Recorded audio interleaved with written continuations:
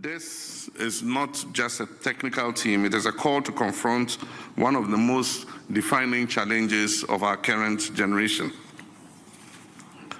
Africa today stands at a crossroads. On the one hand, we are witnessing commendable progress in infrastructure development, in social investments, and digital transformation.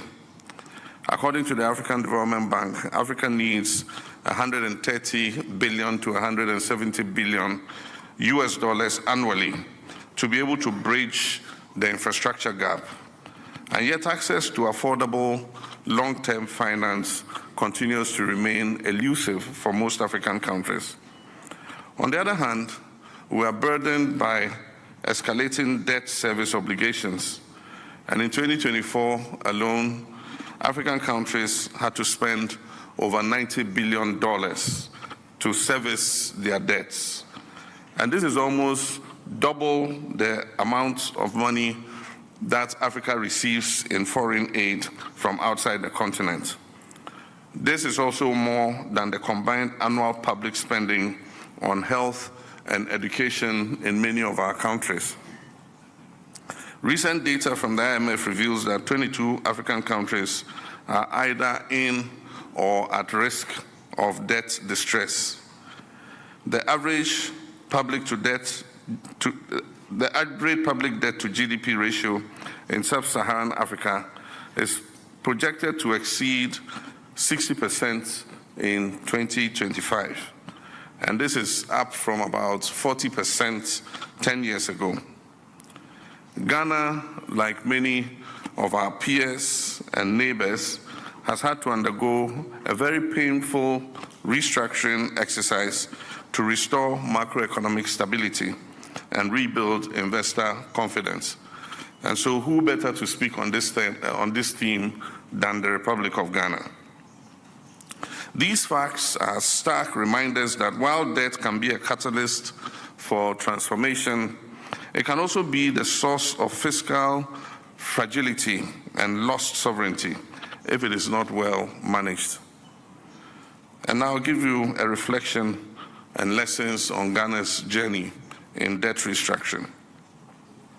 Ghana's debt history is emblematic of the broader African experience.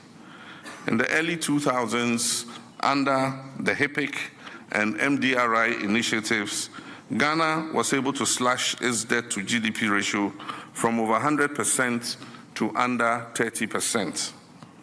This unlocked significant fiscal space and allowed for investment in education, roads, and the health sector.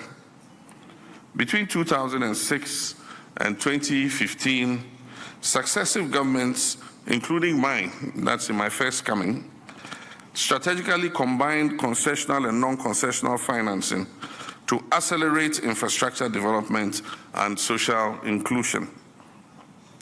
Under my administration in 2015, Ghana entered into an IMF-supported extended credit facility program to restore fiscal discipline, particularly in the energy sector.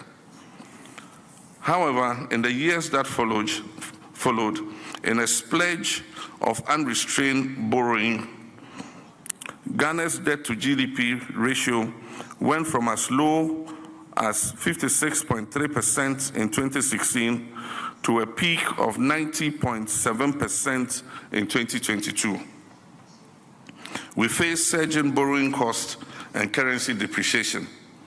And by 2023, interest payments alone consumed 47% of total government revenue, a level described by the World Bank as fiscally unsustainable. In 2024, through constructive engagement under the G20 Common Framework, Ghana reached a $5.4 billion debt restructuring deal with our bilateral creditors, providing essential breathing room. But the path to recovery continues to remain complex. Ghana's experience offers three key lessons. One, that timely and transparent engagement with the creditors matter. Delays only deepen the crisis. Then two, multilateral support must be flexible and must be aligned with our domestic development priorities. And 3, sustainable debt is not just about debt to GDP ratio. It is about what the debt is used to finance and the governance that underpins that debt. And here, we leaders of Africa must take some responsibility for the debt trap in which our countries find themselves. In Ghana, over the last several years, there was an acceleration of debt accumulation, much of it going into budget support and consumption expenditure, and in a very poor governance environment. And so, what is the new debt agenda for Africa? If we're to shift from managing debt crisis to unlocking debt as a tool for development, then Africa must adopt a new public debt management agenda that is rooted in 3 foundational pillars. And the first one is transparency and accountability. Debt should serve the people, and this means strengthening parliamentary oversight, enhancing public debt audits, and promoting open budget systems. According to the IMF, less than 40% of African countries publish detailed debt reports. This must change. The second is productive, efficient, and responsible borrowing. Borrowing must be tied to high-impact projects that deliver tangible returns to our people. In Ghana, we're prioritizing value-added agriculture, renewable energy, road infrastructure, digital infrastructure, and health and education sectors. All these sectors yield multiplier effects in jobs, exports, and innovation. And the third is regional solidarity and global financial reform, the third pillar. And with this, Africa must speak with one voice to push for a fairer global financial rules. Credit rating agencies must adopt methodologies that reflect the structural reforms and the growth potential of African economies, not just penalize us for volatility that we did not create.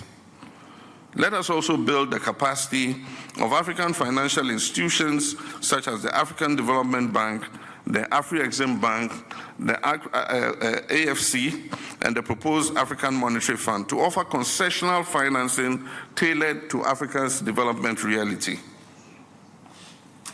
So what is working and what must change?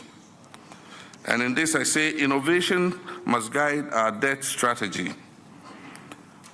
And I think Mr. Vilakazi and those who spoke before me spoke about it, Mr. Gatete. Debt for climate swaps can help countries finance resilience while easing repayment pressures. And Barbados has led the way in this, and Africa should learn and follow suit.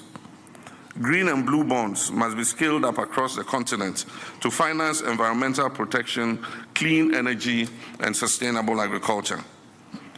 Ghana is exploring these options alongside broadening the tax base, digitizing revenue collection, and enhancing domestic capital markets to reduce dependency on external borrowing.